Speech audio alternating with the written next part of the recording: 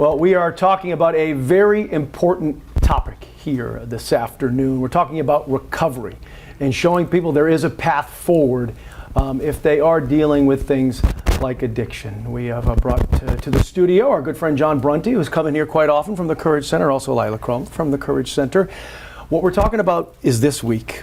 You're bringing in a big name to talk about his personal journey through addiction and coming out on the other end successfully, something that you've done yourself. Yes. Ryan Leaf, former NFL quarterback, is going to be talking at Williams-Brice Stadium at the Zone, and people are invited. Anyone who wants to come, $50 donation from what I understand. Yes, you can sign up on the website. You can we do have some tickets available, although they are going fast. But you can log on to couragecentersc.org and buy a ticket and come on over. Yeah, your group is growing.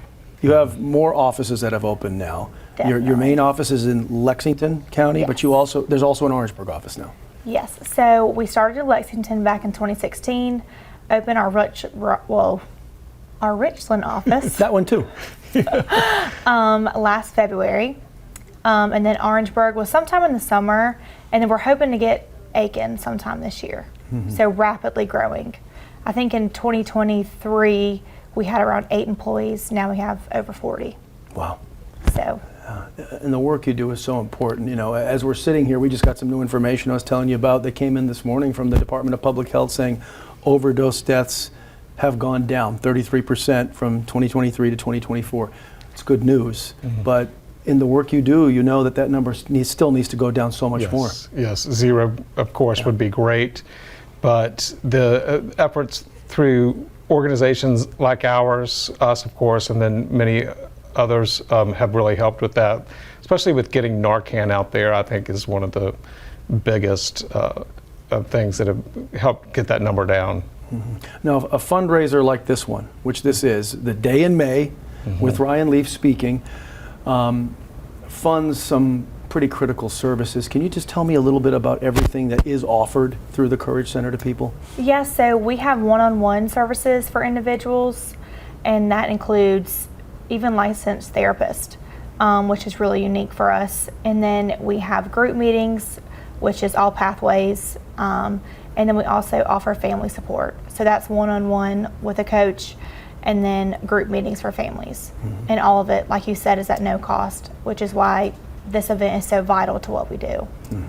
I think that's one element of working through addictive behavior is it affects more than just the person. There's so many other elements, like you said, the family. Yes. The Courage Center started by a family who experienced stigmatism around having a son get addicted to opioids, and so they wanted a safe place to talk to other families, and then it became, they let the kids come in of those families, and then now it's everybody. But it's really all about connection. One of the key parts of recovery is having that connection and being in a room of people going through the same thing you have gone through, whether it's a person with substance use disorder or their families, because it's like, what do we do? And that could be either group, and so it's really important, and we've done a really good job of providing that safe space for all of the above.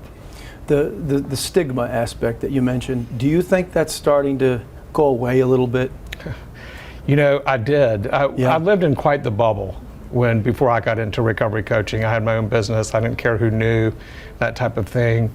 But I remember someone telling me that stigma was really big, and it was about 3 or 4 years ago, and I was like, oh no, it's not. And the more I'm in this, the more I see it, and the more I realize how much it actually keeps people from getting the help that they need, because there is so much stigma around it in all walks of life. And it's such a shame, because Jerome Adams had a quote that we lose more people to stigma than overdose, because people are too ashamed to ask for help. Oh, that's a telling thing right there for sure. But the help is there, and a safe space like yours is so very important. So again, if people want to come, support the cause, there it is, Thursday, 12 to 1, this Thursday, the Founders Zone, Williams-Brice Stadium, a donation of $50 minimum, whatever you can give, I guess, Right. to get in the door, you're willing to take, because it's such an important thing you're doing. Yes, yes. Please come on down. And it's not just Ryan Leaf, but other people that have gone through the Courage Center will be there telling their stories.